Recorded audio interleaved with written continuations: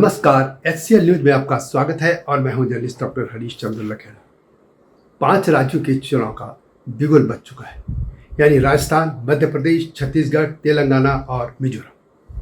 और भारतीय जनता पार्टी ने इन 5 राज्यों में से कहीं पर भी एक भी नेता को मुख्यमंत्री पद के लिए या उसके चेहरे के तौर पर घोषित नहीं किया है, न मैदान में उतारा है। जबकि मध्य प्रदेश में उनके मुख्यमंत्री हैं और वो लोकप्रिय, यदि हम मध्य प्रदेश में कहें तो सबसे जो नेता है उनमें लोकप्रिय वही है शिवराज सिंह चौहान। इसी तरह राजस्थान में वसुंधरा राजे एक बड़ा नाम है, लेकिन जिस तरीके से भारतीय जनता पार्टी ने केंद्रीय मंत्रियों और सांसदों को इन दोनों राज्यों में चुनाव मैदान में उतारा है, उससे एक ऐसी स्थिति हो गई है कि लोगों में ये भी मैसेज चला गया है कि संभवतः अब शिवराज सिंह चौहान मुख्यमंत्री नहीं बनेंगे और इसी तरह वसुंधरा राजे यानी 2 और नेता जो गए हैं, सेंटर से भेजे गए हैं, या कोई, यानी इनमें से या कोई और भी तीसरा बन सकता है।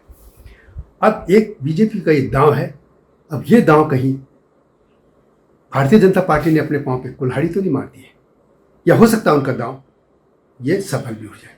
ये तो आएगा दिसंबर में, लेकिन हम अजीब जो आकलन की बात करते हैं उसी में हम बात करेंगे।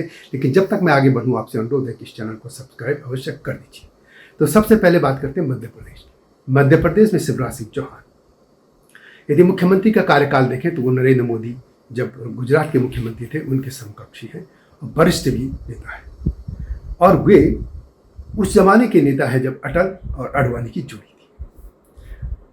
भारतीय जनता पार्टी का केंद्रीय नेतृत्व, या इसको हम कहें कि मोदी शाह, यानी प्रधानमंत्री नरेंद्र मोदी और गृह मंत्री अमित शाह, ये दोनों जोड़ी जो है अब मुख्यमंत्री शिवराज सिंह चौहान की जगह नया नेतृत्व मध्य प्रदेश में लाना चाहती है। इसी तरह के राजस्थान में पिछले 5 साल से भारतीय जनता पार्टी का जो नेतृत्व था वो कोशिश कर रहा था लगातार कि किसी तरीके से वसुंधरा राजे वहाँ से हट जाए, वो सेंटर में मंत्री बन जाए या कोई और जिम्मेदारी ले ले, लेकिन वो वहाँ से टस से मस नहीं हुई। उन्होंने स्टेट की राजनीति छोड़ने से मना कर दिया। अब वो इनको हाशिए पर तो नहीं डाल पाए, लेकिन अब हालत ये है कि इन दोनों को एक हिसाब से मैसेज दे दिया गया है कि केंद्रीय नेतृत्व यहाँ पे नया नेतृत्व लाना चाहता है। लेकिन सवाल यह है कि क्या भारतीय जनता पार्टी को इसके फायदा होगा। पहले मध्य प्रदेश की बात करते हैं। मध्य प्रदेश में वैसे पिछली बार भारतीय जनता पार्टी चुनाव हार गई थी और उसके बाद जब ज्योतिरादित्य सिंधिया और ये जो ग्रुप यहाँ भारतीय जनता पार्टी में आ गया कांग्रेस से इस्तीफा देके, तो फिर वहाँ पे जो कमलनाथ की सरकार थी वो चली गई कांग्रेस की। फिर दोबारा शिवराज सिंह चौहान बने। लोकप्रियता के मामले में देखें तो इस समय जो मध्य प्रदेश के भारतीय जनता पार्टी के नेता हैं उनमें नंबर 1 शिवराज सिंह चौहान ही। और इनको यदि चेहरे के तौर पर पेश नहीं किया जा रहा है तो या तो ये भी हो सकता है कि एंटी इनकम्बेंसी को भारतीय जनता पार्टी नेतृत्व इससे कम कराना चाहते होंगे, क्योंकि जो लोग शिवराज सिंह चौहान को न भी चाहते होंगे उससे उनको दिमाग में जाएगा कि जो दूसरे नेता आ रहे हैं, जैसे इस तरीके से जैसे नरेंद्र सिंह तोमर हैं कृषि मंत्री, ये भी वहाँ चुनाव लड़ रहे हैं और भी नेता लड़ रहे हैं, तो हो सकता है कि इनमें से कोई बन जाए, ये मैसेज आएगा, तो हो सकता है ये माना गया। लेकिन एक स्थापित नेतृत्व और जो इस समय बहुत बड़ा चेहरा है और खासतौर पर ओबीसी नेता है, और जब इंडिया अलायंस और खासतौर पर कांग्रेस जो जाति जनगणना की बात करी और खासतौर पर उनका फोकस ओबीसी है, तो ऐसे में ओबीसी नेता को हाशिए पर डालने की कोशिश भारतीय जनता पार्टी को कहीं नुकसान न पहुंचाए। इसी तरीके से हम यदि राजस्थान की बात करें तो राजस्थान में 5 साल से भारतीय जनता पार्टी जो वसुंधरा राजे हैं उनके पैनल कोई नेता खड़ा भी नहीं कर पाई। कोशिश हुई 2 और लोगों की कुछ थे, लेकिन नहीं हो पाया। वे वैसे कुर्मी समुदाय के उनका परिवार देखे, यदि पिता का पक्ष देखे तो कुर्मी परिवार होता है और यदि ससुराल देखते तो जाट से, और दोनों ओबीसी के आते। अब सवाल है कि इनका चेहरे पर क्यों नहीं उतारा भारतीय जनता पार्टी उनको मुख्यमंत्री के तौर पर। वैसे पिछले चुनाव में एक नारा लगा था कि मोदी तुझसे बैर नहीं और वसुंधरा तुझसे खैर नहीं, यानी वसुंधरा से लोग नाराज थे।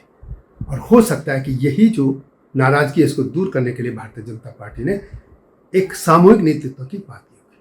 परंतु इस समय आज भी भारतीय जनता पार्टी के जितने भी नेता राजस्थान में हैं उनमें सबसे ये कह सकते हैं कि संगठन में हो या लोगों में उनका ही नाम है और वो पॉपुलर। तो इस तरीके से भारतीय जनता पार्टी ने इन 2 राज्यों में तो ये कर दिया कि सामूहिक नेतृत्व। अब छत्तीसगढ़ की बात करते हैं। वहाँ रमन सिंह जो है मुख्यमंत्री रहे, कभी उनको चावल बाबा भी कहा जाता है, लेकिन वो पता नहीं लास्ट में क्या हुआ, कितने अलोकप्रिय हो गए कि पिछले चुनाव में भारतीय जनता पार्टी पूरी तरह से हार गई। इन 5 सालों में भारतीय जनता पार्टी ने उनके पैरेलल भी या कोई दूसरा नेतृत्व खड़ा करने की कोशिश तक नहीं की, ऐसा दिखा। मिजोरम में भारतीय जनता पार्टी का वैसे है नहीं, और तेलंगाना में पार्टी कुछ कर रही है, प्रयास कि वो कुछ करे। अब लेकिन मुख्य तौर पर ये जो मध्य भारत के 3 राज्य, इन पर ही एक मैसेज जाता है कि लोकसभा चुनाव में क्या होगा। कोई लोग इसको सेमीफाइनल भी कहते हैं, वैसे मैं इसको नहीं मानता, क्योंकि यदि इसी को सेमीफाइनल मानते तो 2018 में जो ये विधानसभा के चुनाव है, इन तीनों राज्यों में भारतीय जनता पार्टी हार रही थी। लेकिन जब 2019 में लोकसभा के चुनाव हुए तो उसमें नरेंद्र मोदी बड़े बहुमत के साथ, ज़्यादा बहुमत के साथ जीते। इसका मतलब यह है कि कोई ये सेमीफाइनल तो नहीं कह सकता, लेकिन हाँ, इससे ये होता है कि कार्यकर्ताओं का मनोबल गिरता है या बढ़ता है।